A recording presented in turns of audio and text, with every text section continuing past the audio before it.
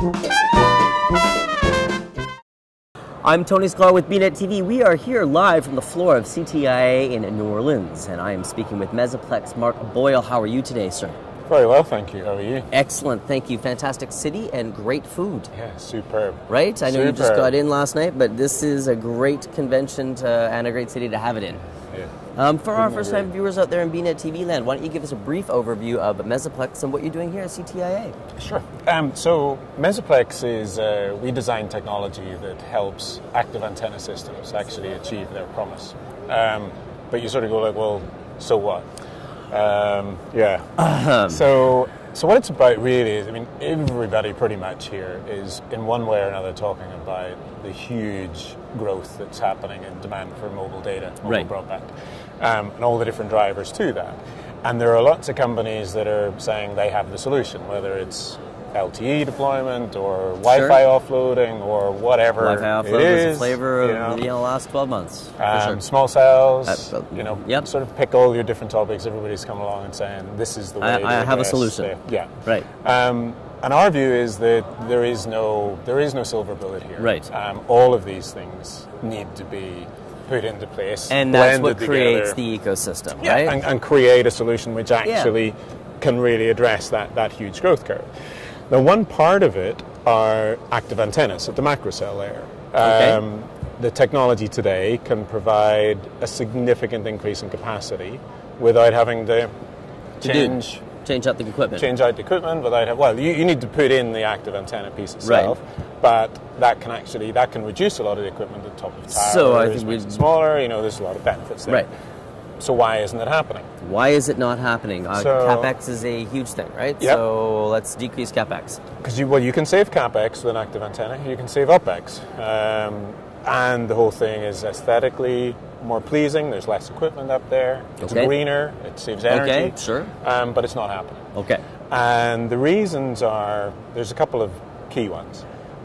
One is that today, most active antennas are unable to output the same amount of power as a traditional sort of remote radio head. And that creates a headache for operators and for the carriers, because if they're not getting the same power output, they can't get the same coverage. That means they have to replan the network, they have to infill somehow. And it's not so much less that it justifies to put in a whole new base station. But it's enough less that you end up with performance not being quite so good as it was, so you end up with unhappy consumers. The other is that many of the sites today are what are termed multi-band. Right. Serving several technologies at once or several frequencies at once. And active antennas are having this problem with coverage, and they're having the problem with the multi-band. And the cause of that comes down to something that's quite simple, and it's heat. And it's heat that's created by one small component that sits inside the active antenna as the RF filter. Yep. And these filters are lossy.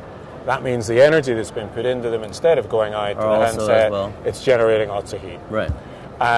So what Mesaplexx does, we have a technology which cuts that loss significantly, cuts that heat. That lets more of the energy go out where it needs to.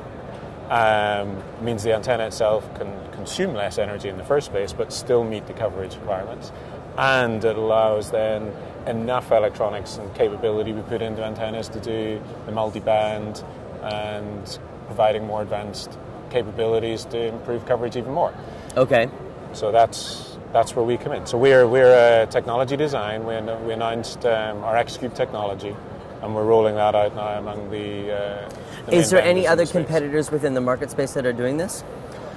There are others that it's a big problem. It's a big problem across all of the vendors, and there are different technologies trying to do it.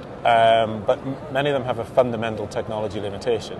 Either they just can't handle the power, they literally just melt or pop off the boards, or then they're too big or too expensive.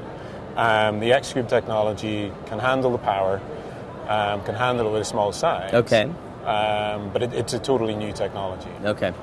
And so when is it being deployed? So the commercial release of the X-Cube technology was announced a few months ago. Okay. And we're now in discussions with a number of different vendors about building it into their particular architectures for their design. So we're a design house, we license the technology, and then the equipment major vendors, they then use that technology as is best appropriate within their particular system. What else are we going to see from Mesaplexx in the future then? Well, we're all about manipulating the radio frequency signals right. in multiple smart different pieces of yeah. equipment. Okay. And more of the same. Yeah, with sort of active antennas, also what's happening in the whole small cell side, right. being able to provide higher power small cells is one of the trends there.